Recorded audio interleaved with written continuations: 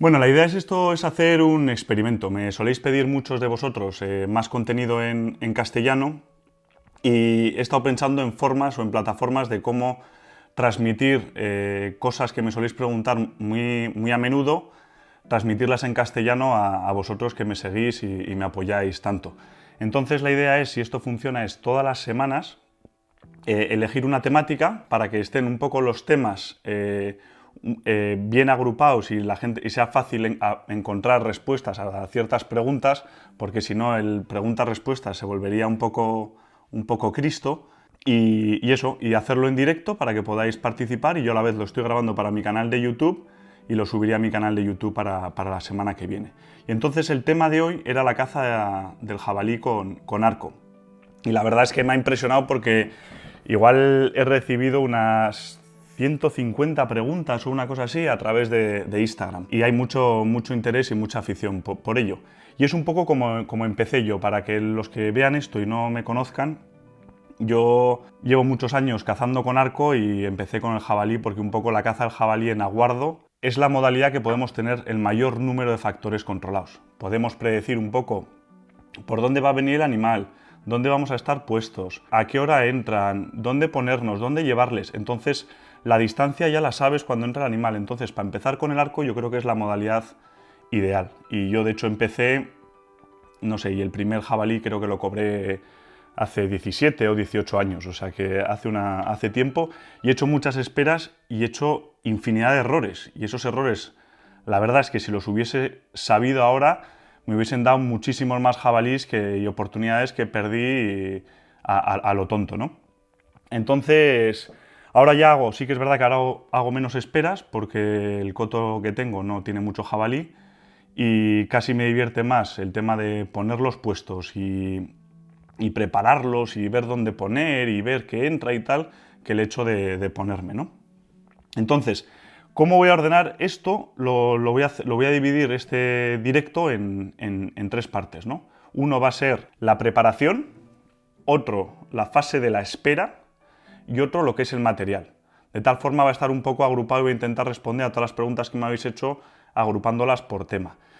Entonces, por empezar con la preparación del puesto. Estamos hablando de jabalí solo en espera, no a rececho, ¿no? Entonces, muchísimos me preguntáis, oye, ¿qué preferís? ¿El puesto natural o el comedero? Las dos cosas te pueden dar buenos resultados. Sí que es verdad que el puesto natural, el animal está mucho más tranquilo y tienes más probabilidades de cazar un jabalí grande, porque al final un comedero, por mucho que esté tranquilo, no toques el puesto y tal, el jabalí ya nota que hay algo ahí que no es normal, ¿no? Entonces va a tomar más precauciones, va a dar la vuelta, va a haber más olores, entonces es más difícil que cacemos jabalíes grandes. Por lo que si encontramos un puesto natural, ya sea una baña, un paso por una valla, un paso donde suelen ir a comer la bellota o lo que sea natural, pues eso el jabalí va a entrar ciego, si es que no va a dar ni una vuelta, ni un rodeo, ni nada, y va a entrar ciego y eso nos va a dar muchísimas más oportunidades, especialmente en los jabalíes grandes, que son los que más precauciones toman. Uno de los fallos que yo he cometido en varias ocasiones es encontrar una baña buena que dices, joder, es que la baña tiene una pinta que están entrando y se ve que están entrando todos los días. Poner el puesto y decir, joder, pues voy a echar comida natural, o sea, comida aparte, para que el jabalí cuando venga a la baña, encima de bañarse, se ponga a comer y esté más tiempo. Pues eso es un error, porque claro, estás convirtiendo el sitio al que el jabalí va a venir, o sea, el jabalí no va a venir por la comida, porque la has puesto esa misma noche o esa misma mañana, entonces no sabe que está ahí. Entonces, la razón por la que venga a ese sitio no va a ser la comida. Entonces, el jabalí va a entrar a su baña natural y según entre, pum, ya va a oler algo raro, va a haber una comida que no estaba ahí, y eso lo único que le va a hacer es desconfiar y marcharse en muchas ocasiones, sobre todo los grandes. Entonces, si encontramos un sitio bueno, lo suyo es no tocarlo, o sea, tocarlo lo menos posible, ni tocar la baña, ni tocar nada. Te subes a un árbol o te pones en un puesto y cazarlo sobre la marcha. Sí que es verdad que los puestos naturales tienen un poco más de incertidumbre porque normalmente las horas suelen ser más dispersas y luego tienen la gran desventaja es que los puestos naturales están donde ellos deciden. que mientras los puestos en los que nosotros vamos a poner comida, les podemos llevar un poco hacia donde más nos convenga a nosotros por cómo viene el aire, por cómo entramos al puesto, por dónde tenemos árboles o sitios para ponernos. Entonces, esa es la gran ventaja, yo creo, que de los puestos de comida. Lo primero, que tienen que tener autorización. O sea, no me sé todas las leyes de todas las comunidades, ni mucho menos, pero por lo menos en Castilla y León necesitas tener una autorización para realizar aporte natural de comida sobre esos animales, sobre tu coto de caza. Ese aporte de comida tiene que estar mantenido durante todo el año. En la autorización te tienen que autorizar a cazar sobre esos puntos de comida, que normalmente requiere tener un permiso especial, avisar al cuartel de la Guardia Civil cuando vas a hacer la espera, marcar con GPS el puesto. Entonces, es muy importante que antes de que hagáis una espera o pongáis un puesto de comida, que comprobéis la regulación y tengáis las autorizaciones pertinentes para poder hacer la cacería de forma legal. Y luego la comida tiene que ser totalmente natural, no se pueden poner comidas que no sean naturales, o sea, tiene que ser pues o trigo o maíz. Y por supuesto el tema de los atrayentes es totalmente prohibido y eso creo que además es a nivel en España. Da igual que el atrayente, que últimamente se ven muchos por redes, ¿no? Que el atrayente sea todo productos naturales, que sean, al final, el atrayente es. Entonces está totalmente ilegal y si te cogen poniendo atrayente, creo que te pueden quitar el permiso de armas o la licencia o lo que sea. Así que por favor, mucho cuidado porque no merece la pena andar jugando con esas tonterías, ¿no? Luego, respecto al trigo o el maíz, que me preguntabais alguno, realmente depende más de la zona y de lo que estén los jabalíes acostumbrados que de qué funciona mejor. Yo en un coto en Burgos me funcionaba mejor el trigo y ahora parece que me funciona un poquito mejor el maíz. Y yo creo que es más por cómo están familiarizados esos jabalíes a ese tipo de comida que más que al hecho de que sea trigo o maíz. Luego, sobre cebar a mano, el automático o el típico bidón que se pone en el suelo con agujeros.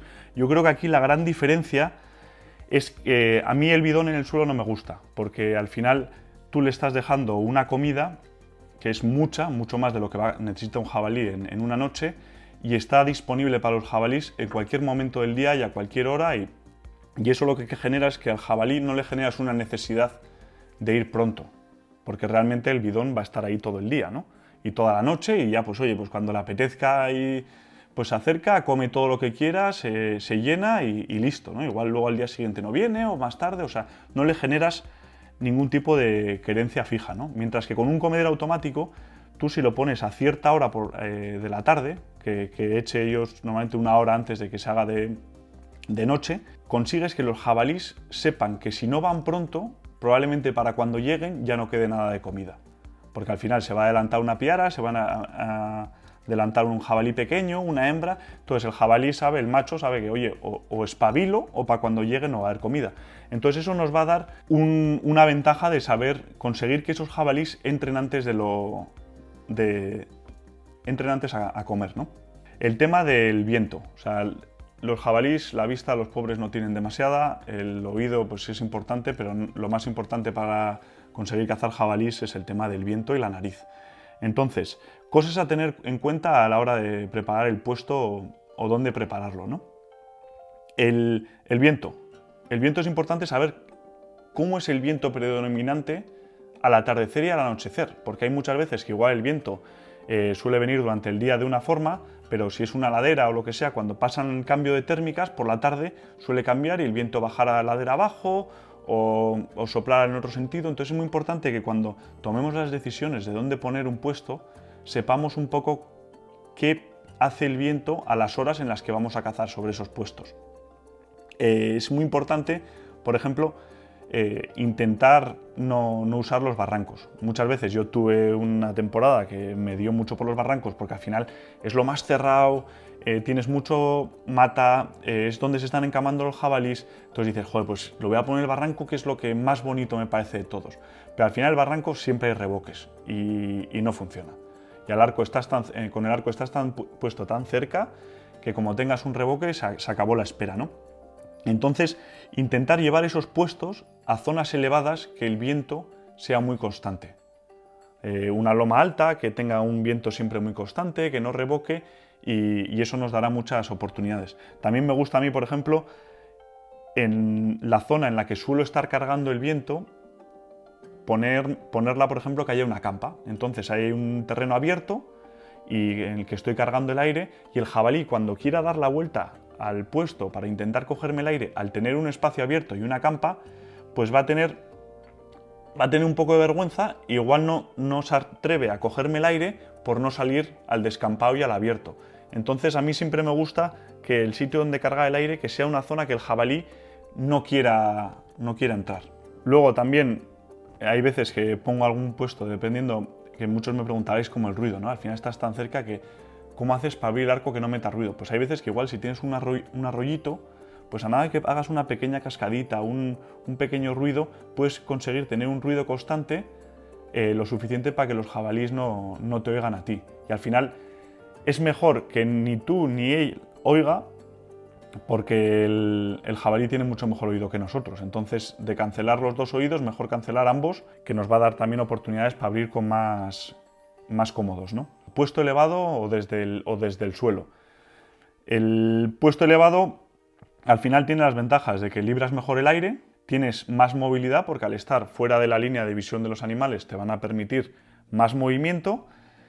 Y también una cosa que muchas veces la gente no suele tener en cuenta es que personalmente a mí me parece que tienes también mejor visibilidad, porque cuando estás desde arriba, el contraste de la silueta de los jabalíes suele ser mejor contra el suelo, que normalmente suele ser más claro, sueles ver mejor las siluetas de los jabalíes cuando es muy de noche que cuando te pones en el suelo, porque al ponerte en el suelo normalmente el fondo suele ser arbustos o árboles o lo que sea, que se convierte muy oscuro, y realmente es muy difícil saber dónde está ese jabalí. Y luego cuando hay varios, cuando estás desde un puesto elevado, aunque estén uno delante del otro, es más fácil que puedas librar para tirar a uno o al otro. Que cuando estás en el suelo se te van a poner los 2 o 3 jabalíes todos en línea y se va a hacer una especie de mancha negra que no sabes si es un jabalí, dos, si está mirando para la derecha, para la izquierda o lo que sea, ¿no?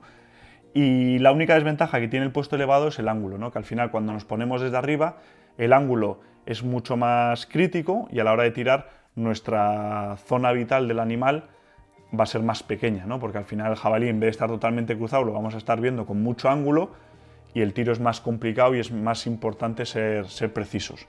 Uno me preguntaba sobre el tema de esto que se está poniendo muy de moda, el tree saddle, lo que llaman en Estados Unidos, que es como con un arnés colgarte del árbol y estar colgado sin necesidad de tree stand, para no tener que subir el tree stand, etc. Yo creo que en el caso de las esperas de jabalí, en el que en la mayoría de las ocasiones, estamos cazando sobre puestos que solemos ir habitualmente, que hemos tenido que poner igual un bidón automático, no es una cosa de veo un árbol y me pongo de la misma, suele llevar más preparación, entonces no le veo la ventaja a ese tipo de sistema con el tema de un tree stand normal, que al final vas a estar mucho más cómodo, y con lo que hay que esperar, el frío y tal, yo premio la comodidad ante todo, ¿no? Y luego el tema de la distancia, la noche engaña muchísimo, y yo lo he aprendido a las malas, y al final ahora ya solo pongo los comederos entre 12 y 15 metros. Más de 15 metros no suelo ponerlos. Al final vale más fallar, o sea, vale más no tirar que no te entre el jabalí que herir un animal. Entonces, a 12-15 metros ya es difícil tirar de noche, aunque practiques, y no es lo mismo practicar de noche en casa tranquilamente que llevar 3 horas en Burgos ahí a menos 5 grados, que tienes el moquillo congelado, y de noche que se te está moviendo, que estás nervioso, que no ves bien, ¿no? Entonces, 15 metros me parece a mí la distancia ideal, y además es una distancia que estás tan cerca que eres capaz de ver las siluetas y apreciar cuando el jabalí está cruzado, cuando está un poco de culo, que te va a permitir tomar la decisión oportuna a la hora de cuándo abrir o cuándo no. El tema de taparse, al final el jabalí no ve mucho, entonces yo creo que es más importante tener un buen campo para moverte, abrir el arco sin meter ruido, que domines, que si el jabalí no entra al puesto pero se te queda a la izquierda puedas abrir sin tener cosas de por medio, que intentar taparte demasiado. Y de acaso de taparte, nada por delante, y taparte bien la parte de atrás para la silueta, para que no se te vean los movimientos de tu silueta. pero que estés despejado, que puedas abrir el arco, que puedas tirar un jabalí en un ángulo que igual no preveías, que se te pone debajo, a la derecha, que tengas capacidad de movimiento. Sí, el tema del blind, pues a mí me gustan, a Vic le gustan mucho, porque al final estás muy cómodo y la verdad es que se está muy a gusto, y es para sitios en los que no te puedes poner un árbol, yo creo que te frenan más el aire que estando sin más sentado en una silla, ¿no? Al final, una de las cosas que no he comentado es que cuando estás en el suelo el mayor problema es que estás tan cerca que es que el jabalí, a nada que te gire un poco o te entre por el lateral, lo vas a tener a 10 metros a nivel de suelo. Entonces, las probabilidades que tienes de que te vea o que te huela o que te sienta son muchísimas, especialmente cuando te entra la típica piara, porque al final tienes la hembra con los pequeños, entra el macho, echa la hembra, echa a los pequeños, y muchas veces yo tengo jabalís a 1 metro al final que están ahí al lado. Entonces ahí sí que es muy importante, cuando nos pongamos en el suelo, usemos un blind, que pongamos barreras naturales entre el puesto y nosotros. O sea, o igual subirnos a unas piedras para esto, o que haya un arroyito o una campa o un claro, o algo para que haya una barrera natural para que no estar tan metido dentro del comedero.